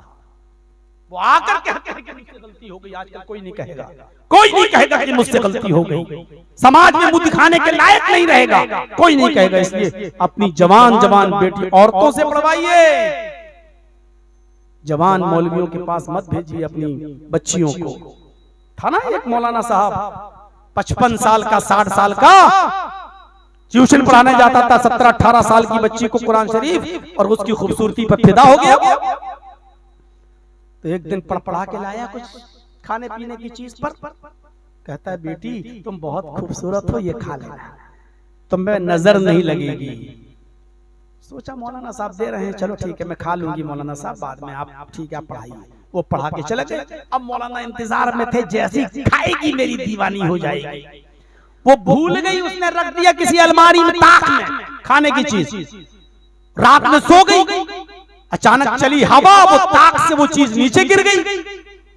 सुबह फजर की नमाज में उसकी अम्मा जब उठी, बेटी की झाड़ू लगाने लगी, तो वो चीज जो खाने की थी झाड़ू के साथ साथ कूड़े में इकट्ठी होकर उसने बाहर फेंक दी, वो बाहर चली गई। अब वो खा गई एक कुतिया, वो खाने की चीज एक कुतिया खा गई और कुतिया हो गई मौलाना साहब पर आशिक। अब जहां मौलाना साहब नमाज पढ़ाने जा रहे, मौलाना साहब कह रहे लगता कब वक्त इसी ने खा लिया वो चीज, ये हमारा पीछा क्यों नहीं छोड़ रहे? घर जा रहे हैं तो मेरे पीछे, आगे जा रहा हूं तो मेरे पीछे। जो दूसरों के लिए कुएं खोदते हैं उसमें खुद गिर जाते हैं कभी। दुनिया में ऐसी कोई चीज नहीं जो किसी को दीवाना बना सके, कोई चीज नहीं। मौलाना जर्जीस ऐसा तावीज दे दो, फला लड़की से मेरा चक्कर चल रहा है, वो मेरी दीवानी हो जाए। अगर दुनिया में ऐसे तावीज होने लगे तो जितने मौलवी दुनिया में हैं सबके पास चांद के टुकड़े हों, किसी के पास कोई काली कलूटी नजर ना आए। दुनिया में कोई भी काली कलूटी कोई करेगा? फिर सब चांद के टुकड़े रखेंगे, उनके पास ऐसी दुआ है दे देंगे, वो खींची हुई चली जाएगी अपने माँ बाप को छोड़ छाड़ के। ये तुम्हें बेवकूफ बनाते हैं, लूटते हैं तुम्हारी इज्जतों को, खेलते हैं तुम्हारी इज्जतों के साथ। मेरे प्यारे साथियों, अब वो कहने लगा मौलाना साहब मेरी बीवी तो बड़ी वहाबी घर की है, कहा मेरे साथ कर दो और इत्मीनान रखो कि मैं सुबह तलाक दे दूंगा। कहा ठीक है मैं जा रहा हूँ, अपनी बीवी से बात करता हूँ। सीधा साधा आदमी था, आया अपनी बीवी से कहने लगा कि मेरी बीवी बहुत बुरा हुआ। कहा क्या हुआ? कहा कल मैं मौलाना जर्जीस की तकरीर सुनाया, मेरा निकाह टूट गया। कहा तो क्यों गए थे तुम तकरीर सुनने? कहा गया था, देखना था कि क्या बोलता है, गया, हमें क्या मालूम था मौलाना साहब बोल रहे हैं कि जिसने मौलाना जर्जीस की तकरीर सुनी उनका निकाह टूट गया। तो बीवी समझदार थी, कहने लगे अच्छा टूट गया तो अब क्या हुआ? तो कहा मेरे मौलाना साहब कह रहे हैं कि जुड़ तो जाएगा लेकिन हलाला कराना होगा। तो बीवी कहने लगी हलाला कैसे होता है? कहा कि तुम्हें एक रात के लिए दूसरे मर्द के साथ शादी करना पड़ेगी, सुबह होके वो तलाक दे देगा। कहती है कैसा आदमी है तू मेरा, तू अपनी बीवी को एक रात के लिए दूसरे के पास भेजेगा? कहने लगी देखो भाई अब तो तुम तलाक पड़ गई है, तुम तभी हलाल ही हो सकती हो। तो बीवी ने कहा अगर उसने तलाक सुबह होके तलाक न दी दूसरे ने तो? कहा नहीं मैं उसका भी इंतजाम करके आया। कहा किसका?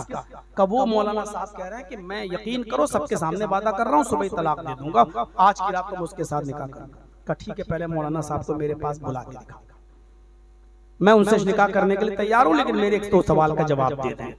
आदमी खुश था कि चलो मेरी बीवी तैयार हो गई, मौलाना साहब को बुला के लाया, चलो मेरी बीवी तैयार है लेकिन एक दो सवाल करेगी। मौलाना साहब कहने चलो यार आज की रात तो मजा लूटने का मौका मिल जाएगा। मौलवी की तो बाँछें खिल गई।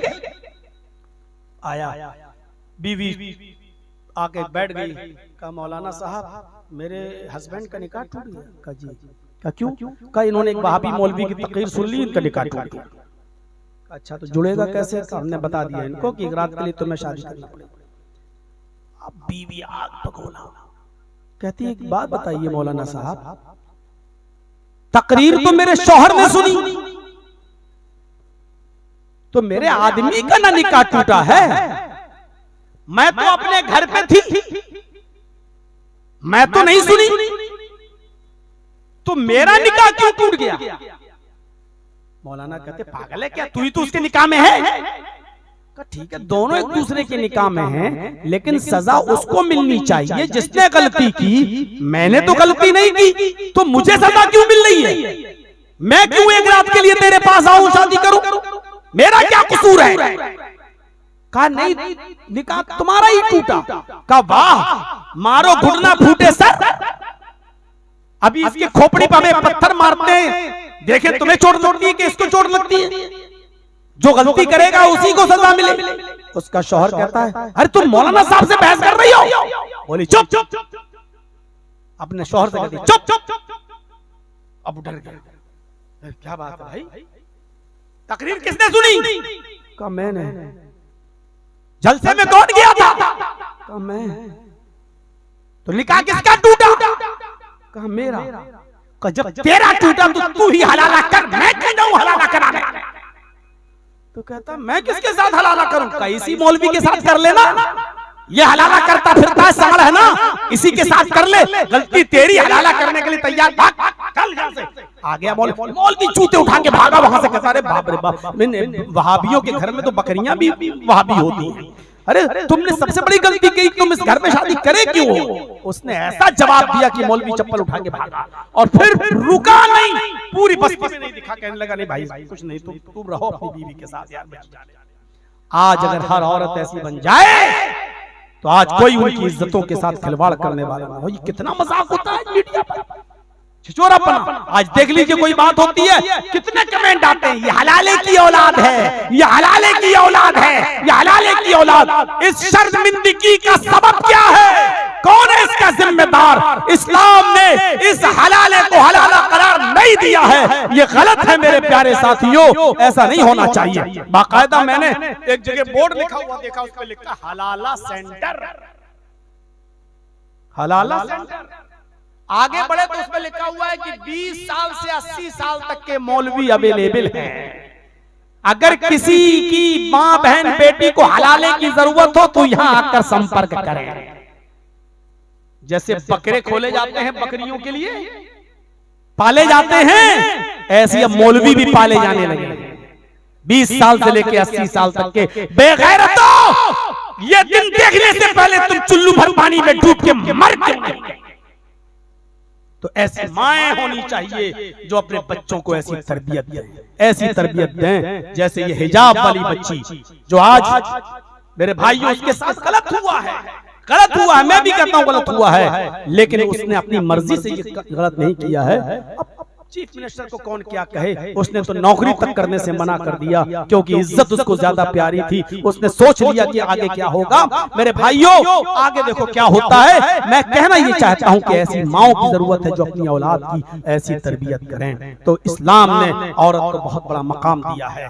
बाप हो तो अपनी बेटी को हिस्सा दोगे, भाई हो तो अपनी बहन को हिस्सा दोगे, हैं? बेटे हो तो तुम्हारी विरासत से माँ हकदार बनेगी, और शौहर हो तो भी तुम अपनी बीवी को हिस्सा दोगे। यानी एक लड़की चारों तरफ से हिस्सा पाती है, चारों तरफ से हिस्सा पाती है, हैं? अगर वो मेरी बेटी है तो बाप के हिस्से में से, बाप की विरासत में से हिस्सा पाएगी। फिर मेरे जो बेटे हैं वो उस भाई बहन है, वो अपने भाइयों की विरासत से भी हिस्सा पाएगी। कल मेरी बेटी जब मां बनेगी तो अपने बेटे की विरासत से भी हिस्सा पाएगी, और जब शादी होगी तो अपने शौहर की विरासत से भी हिस्सा पाएगी। इस्लाम ने इतना बड़ा मकाम दिया है एक लड़की को कि वो अपने बाप से भी हिस्सा पाएगी, अपने भाई से भी पाएगी, अपने शौहर से भी पाएगी, और अपने बेटे से भी पाएगी। इतना बड़ा मकाम और मर्तबा किसी मजहब ने औरत को नहीं दिया है जो इस्लाम ने दिया है। यह है इस्लाम के अंदर औरत की इज्जत। मेरे भाइयों,